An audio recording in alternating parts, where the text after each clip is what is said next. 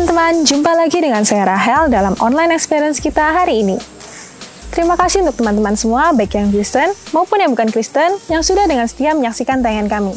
Semoga tayangan kami dapat menjadi berkat untuk kita semua. Teman-teman, seorang nahkoda yang hebat tidaklah lahir dari lautan yang tenang. Namun, nahkoda yang hebat adalah orang yang mampu dan terbiasa melewati badai dan rintangan. Mereka dapat menjadi tangguh karena mereka mengerahkan segala kemampuan, kesabaran, dan tidak mudah menyerah dalam menghadapi kesulitan. Demikian pula dengan kita ya teman-teman, dalam menghadapi badai kehidupan, kita tidak boleh mudah menyerah. Namun sebaliknya, kita harus dibekali oleh firman Tuhan agar kita dapat cakap melewatinya.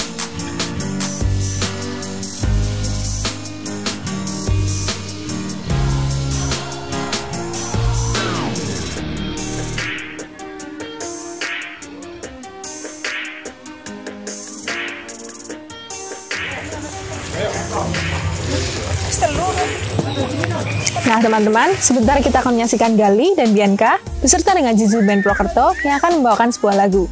Dilanjutkan dengan renungan firman Tuhan yang akan dibawakan oleh Bapak Pendeta Rudi yang pastinya akan sangat memberkati kita semua.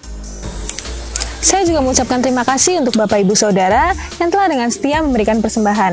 Tuhan Yesus memberkati. Dan bagi Bapak Ibu Saudara yang rindu untuk memberikan persembahan, bisa langsung mentransfer melalui nomor rekening yang tertera di layar, atau Bapak Ibu bisa langsung ke kotak persembahan yang telah tersedia di gereja.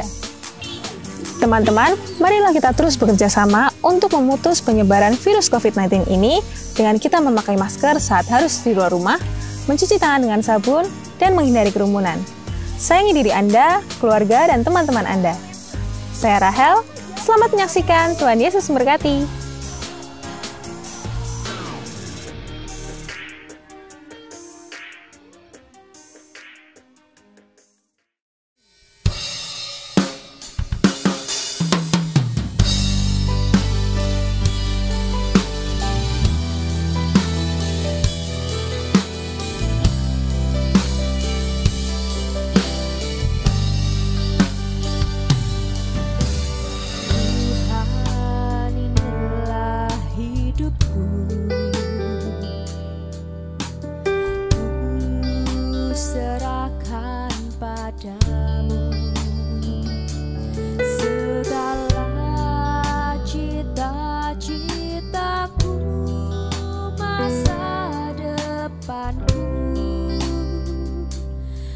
Jadi milikmu, jadikan kami terangmu di tengah kegelapan dunia, membawa bangsa-bangsa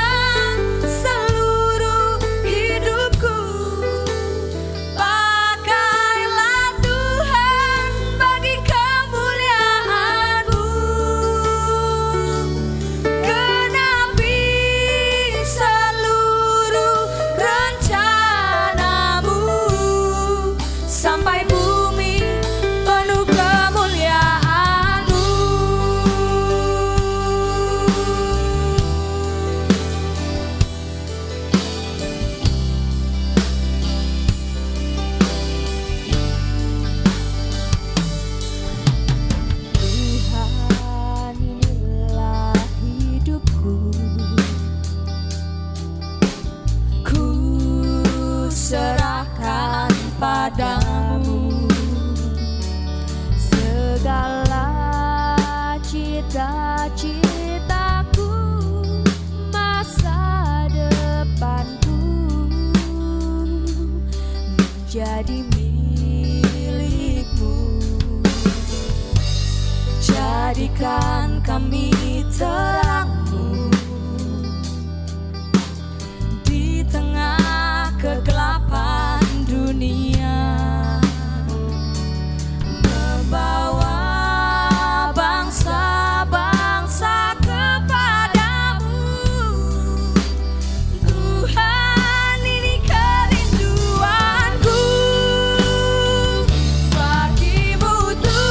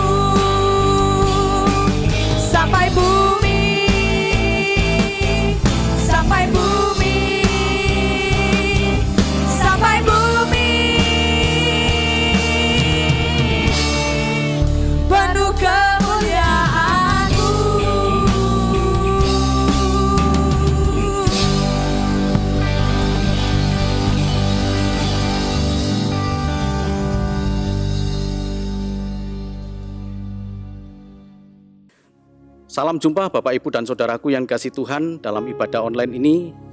Saya Rudi dari Cilacap mengucapkan terima kasih kepada Gracia Community Purwokerto untuk kepercayaannya saya untuk menyampaikan kebenaran firman Tuhan pada ibadah online ini.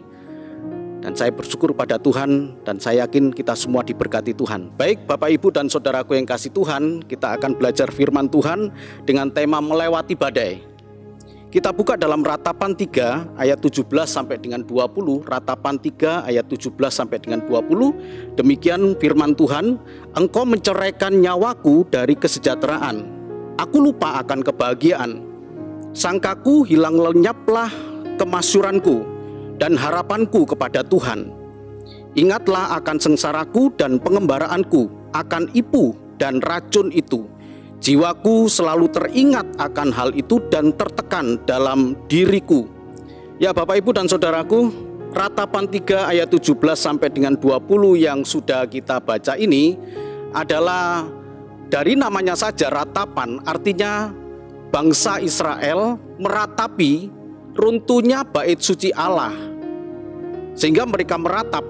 Dan ini terjadi pada tahun 586 karena mereka meninggalkan Tuhan, karena mereka berpaling kepada Allah lain, sehingga Allah membuat mereka dalam keadaan yang sangat tidak menyenangkan. Bahkan kalau tadi dikatakan di dalam ayat 17 itu, engkau menceraikan nyawaku dari kesejahteraan, aku lupa akan kebahagiaan. Nah Bapak Ibu dan Saudaraku, akhir-akhir ini banyak orang memberikan salam kepada kita, entah itu selamat pagi, selamat malam, salam jumpa, tapi kemudian dibubuhkan, ditambahi dengan kata-kata jangan lupa bahagia. Tapi kita lihat di sini dalam Ratapan 3 ayat 17 sampai dengan yang ke-20 tadi dikatakan bahwa aku lupa akan kebahagiaan. Karena memang betul-betul Bapak Ibu dan Saudaraku yang kasih Tuhan, pada zaman itu, pada masa itu, pada tahun 586 sebelum Masehi itu, betul-betul keadaan hancur Bapak Ibu. Yerusalem kehilangan kemuliaannya. Kalau Bapak Ibu membaca, alasannya karena mereka mengalami kemerosotan moral, yang betul-betul mengalami kemerosotan moral. Bapak Ibu bisa membaca dalam Habakuk 1 ayat 2 sampai dengan ayat yang keempat. Di situ Habakuk mempertanyakan keadilan Tuhan. Penindasan. Kenapa Allah tidak melakukan penghukuman terhadap apa? Terhadap orang-orang yang ada di Yehuda yang jauh dari Tuhan. Sehingga dikatakan di dalam Habakuk 1 ayat yang keempat, keadilan itu berlaku terbalik. Itu protes dari Habakuk. Dan itu menunjukkan bahwa keadaan pada saat itu adalah keadaan yang betul-betul tidak mengenakan. Kalau saya boleh mengatakan, kata-kata saya ini tidak bisa menggambarkan kesusahan yang begitu besar pada zaman tahun 586 itu. Nah Bapak Ibu dan Saudaraku yang kasih Tuhan, tentu ada ayat yang menarik yang sudah dikenal oleh orang Kristen, yaitu di dalam Yeremia 29 ayat yang ke-11. Di sana dikatakan bahwa rancanganku adalah rancangan yang penuh dengan damai sejahtera, bukan rancangan kecelakaan, tapi masa depan yang penuh dengan harapan. Tapi perlu Bapak Ibu ingat bahwa ayat itu muncul adalah memberikan satu support kepada mereka yang mengalami keadaan yang sangat buruk. Dan firman Tuhan berkata, setelah genap 70 tahun lamanya, aku akan memulihkan engkau. Berarti masa 70 tahun itu adalah masa kegelapan yang begitu hebat. Dan ini adalah badai. Dan ini adalah masa kegelapan.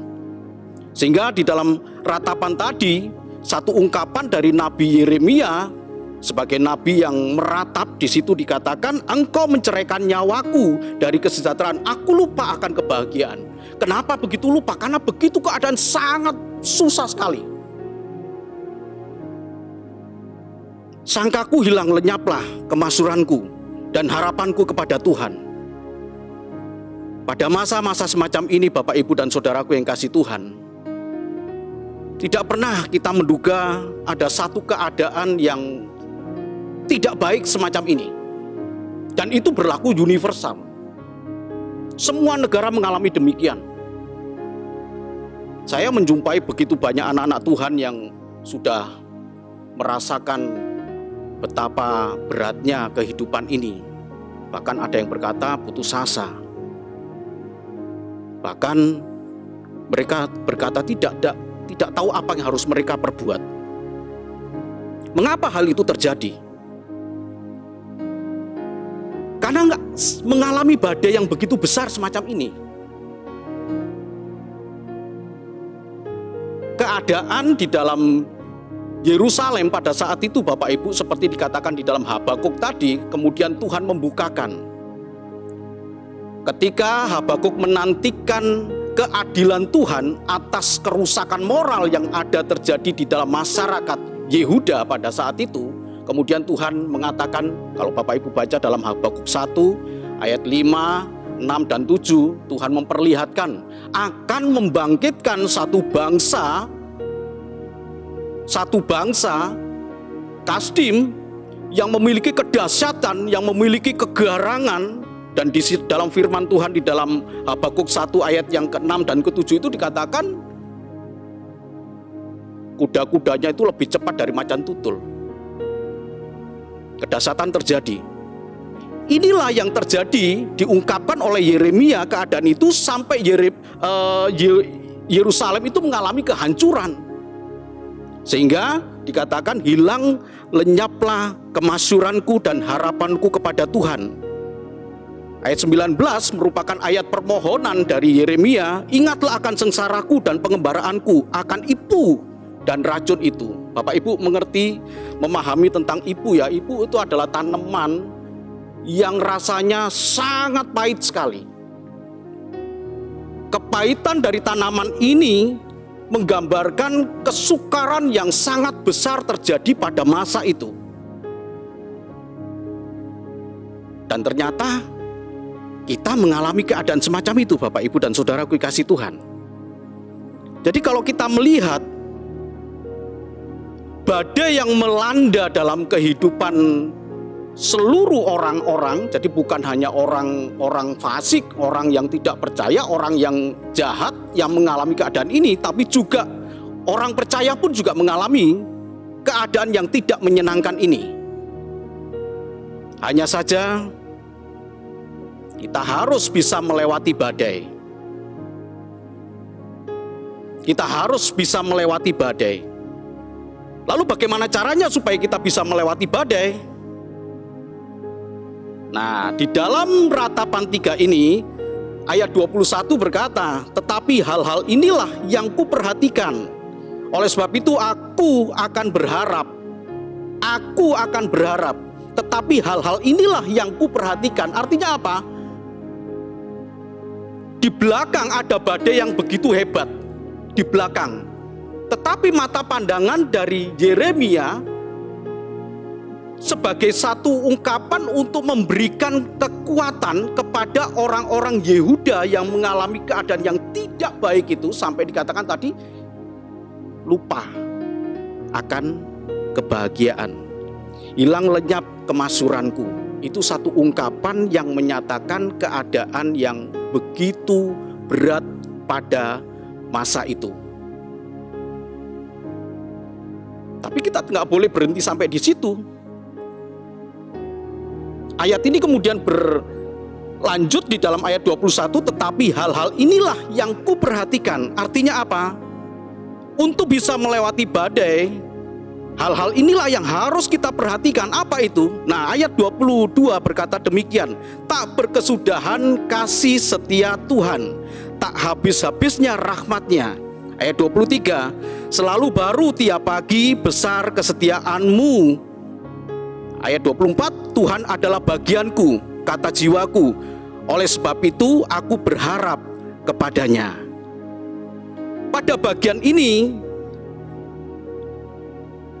seperti terbalik dengan bagian yang pertama tadi. Kalau tadi dikatakan jiwaku tertekan. Nah, Bapak Ibu dan Saudaraku, untuk bisa melewati badai yang ada di depan kita, Tidak ada satu orang pun yang bisa memprediksi keadaan pandemi ini, Bapak Ibu. Apakah nanti jauh lebih baik, apakah nanti justru jauh lebih parah. Tapi satu hal, kita harus siap untuk menghadapi itu. Tuhan menetapkan kita bukan menjadi pecundang. Tuhan menetapkan kita menjadi seorang pemenang, bahkan lebih dari pemenang. Itu firman Tuhan berkata. Hanya saja masalahnya bagaimana kita bisa melewati badai itu.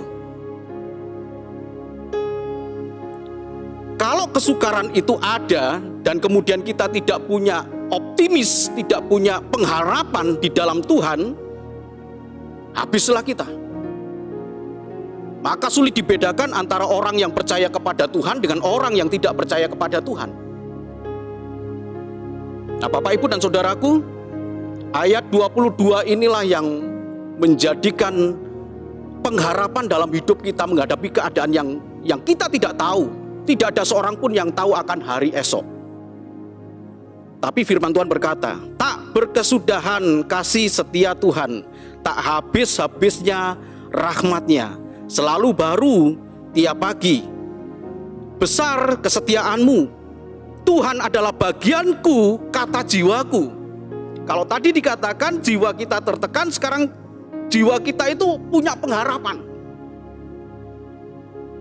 Tuhan adalah bagianku. Bukan yang lain, bukan masalah, bukan pandemi, bukan keadaan yang tidak baik itu yang menjadi bagian kita.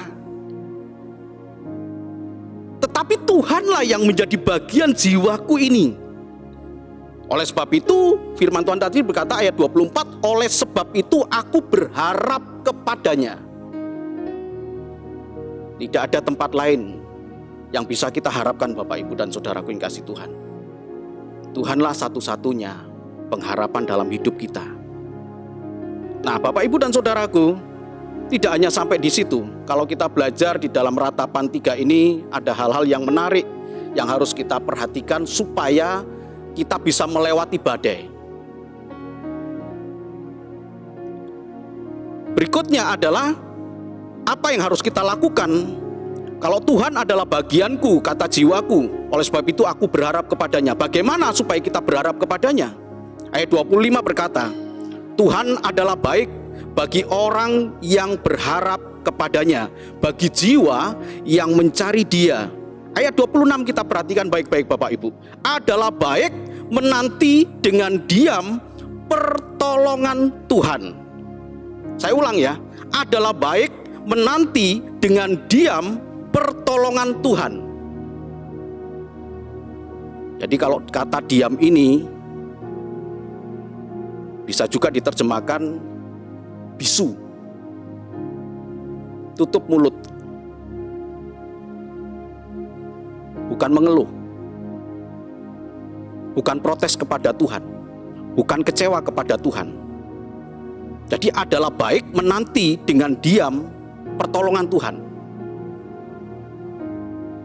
Kalau pertolongan itu kita yakin datang, mungkin kita tidak perlu kata-kata menanti dengan baik, karena kita tahu kapan Dia datang. Tapi masalahnya adalah pertolongan Tuhan itu tidak pernah kita tahu kapan pertolongan Tuhan itu datang.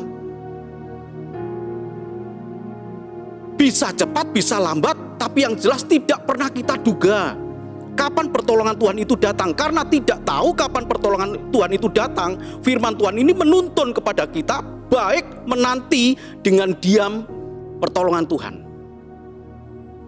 Jadi kalau kita melihat ternyata badai yang ada,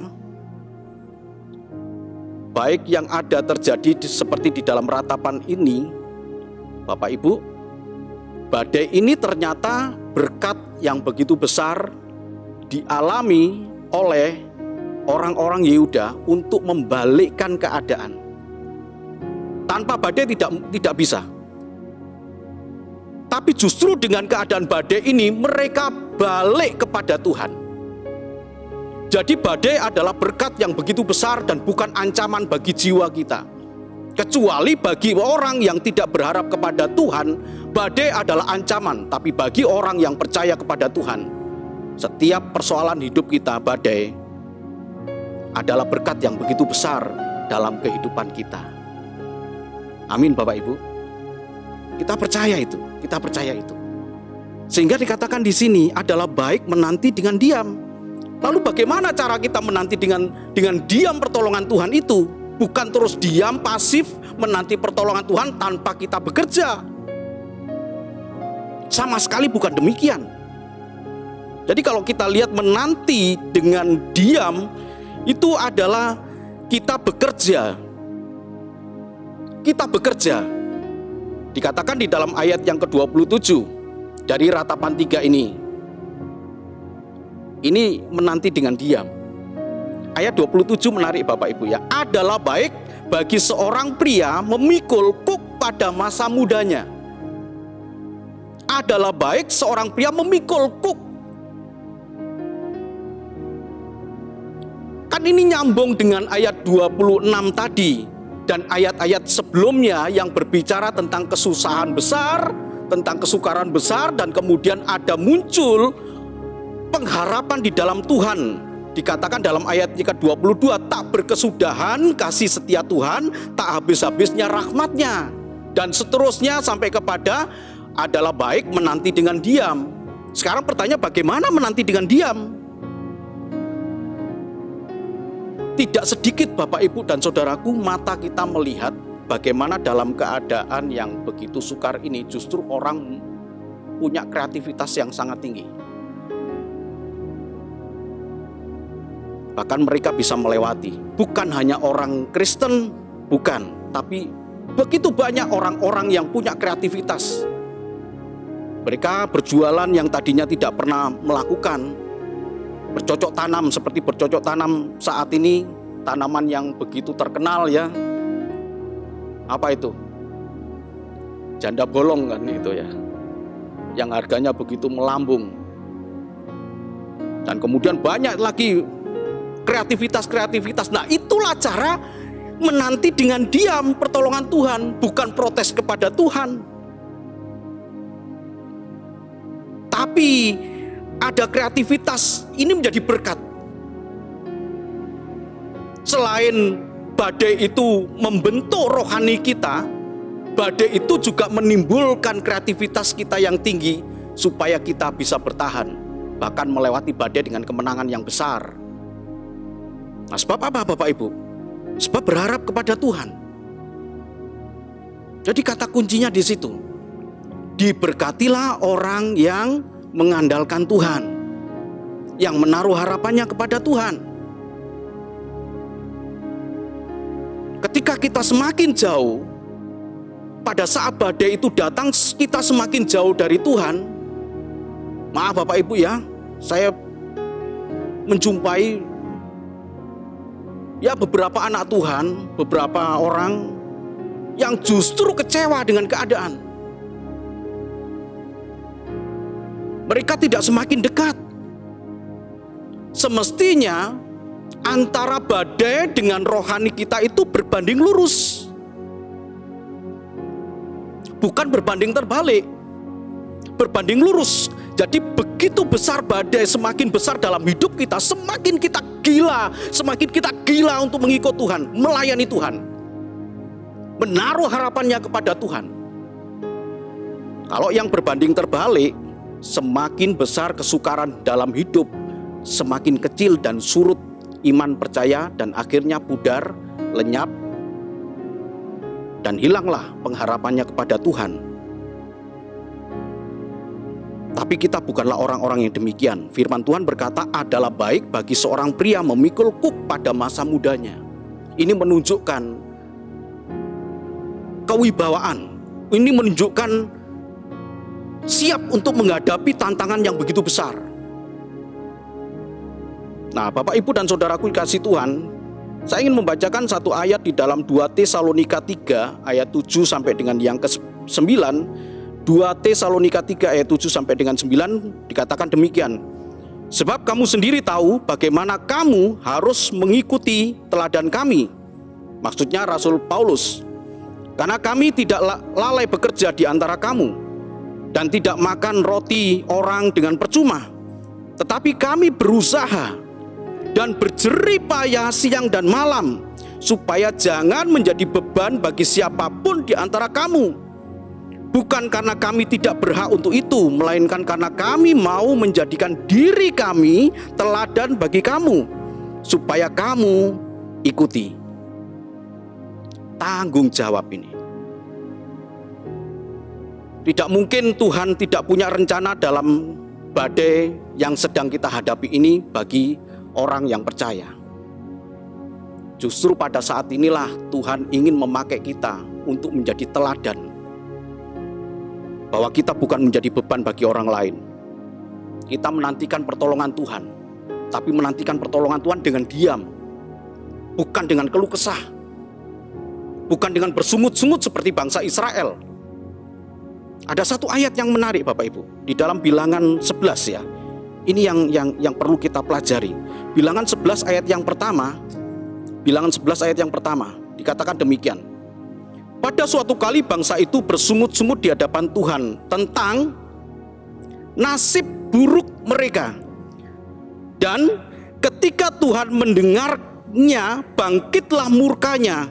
Kemudian menyalalah api Tuhan di antara mereka dan merajalela di tepi tempat perkemahan. Nasib buruk, bersungut-sungut di hadapan Tuhan tentang nasib buruk. Saya ingin bertanya kepada Bapak, Ibu, dan saudaraku yang dikasihi Tuhan, seberapa banyak kasih kemurahan Tuhan yang sudah kita terima?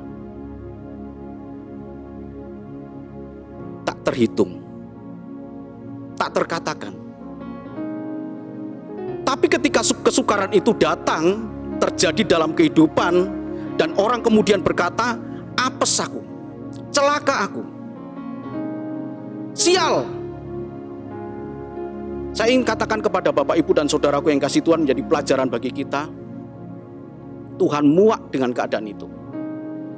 Tuhan marah seperti yang diungkapkan di dalam Bilangan 11 ayat yang pertama. Kita berpikir begini Bapak Ibu, Tuhan itu tidak pernah berubah. Dahulu, sekarang, sampai selama-lamanya tidak pernah berubah.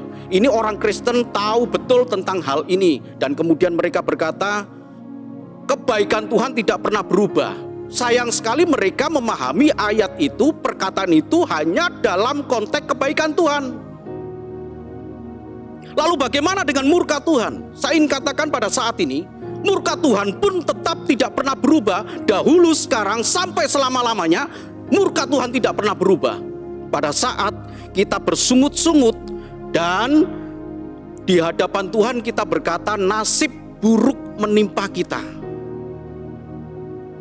Padahal Tuhan sangat mengasihi kita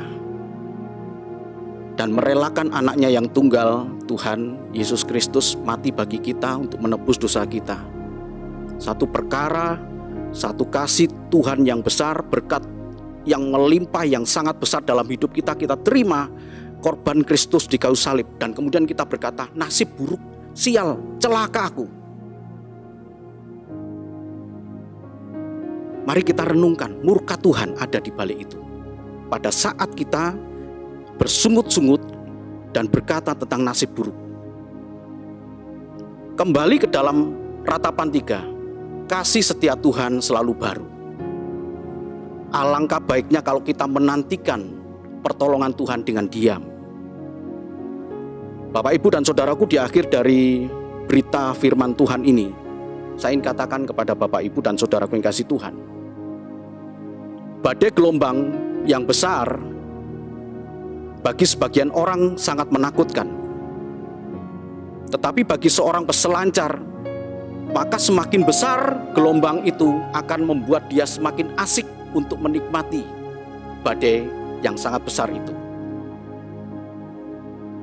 Kenapa tidak kita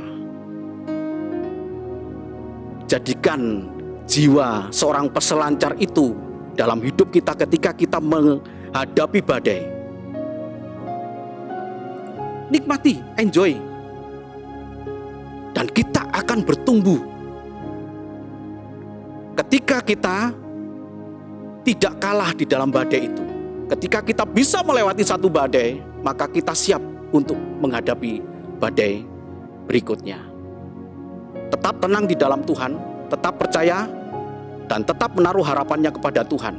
Maka kita akan semakin kuat, dan kita akan keluar sebagai pemenang. Tuhan Yesus memberkati. Amin. Mari Bapak, Ibu, dan Saudaraku, semua yang mengikuti ibadah online ini, baik Kristen maupun non-Kristen, mari sama-sama kita berdoa setelah kita mendapatkan kebenaran firman Tuhan. Kita satu di dalam doa. Bapa, Engkau sungguh baik, Engkau teramat baik bagi kami Tuhan. Kalau kami boleh ada sampai dengan saat ini, bukan karena kekuatan kami, tapi karena Engkau-lah yang memberikan kekuatan kepada kami. Kami sungguh bersyukur kepada Engkau Tuhan, karena pemeliharaan-Mu, karena kasih setia-Mu yang tidak pernah habis dalam kehidupan kami, dan selalu baru. Setiap hari kami punya permasalahan, punya badai kehidupan, tetapi kasih setia Engkau Tuhan selalu baru dalam hidup kami. Terima kasih ya Tuhan, kami serahkan kehidupan kami hari ini, esok, bahkan sampai selama-lamanya ke dalam kuasa Engkau Tuhan. Jika sebentar kami akan mengakhiri ibadah online ini, kami akan beraktivitas kembali dengan mendapatkan berkat-berkat yang datang daripada Engkau. Bapak, Ibu, dan Saudaraku yang kasih Tuhan, terimalah berkat dan anugerah dari Allah yang maha tinggi. Allah melindungi, Allah memberkati. Dia juga Allah yang menyinari kita dengan wajah-Nya dan memberikan kepada kita kasih karunia. Dia Allah yang menghadapkan wajah-Nya kepada kita dan memberikan damai sejahtera. Segala berkat ini kami terima dengan ucapan syukur hanya di dalam satu nama yang kami kasihi, dalam nama Tuhan Yesus Kristus, Juru Selamat kami. Kami sudah berdoa dan mengucap syukur. Haleluya. Amin. Terima kasih Bapak, Ibu, dan Saudaraku yang sudah mengikuti ibadah online ini. Sampai jumpa minggu depan. Tuhan Yesus memberkati.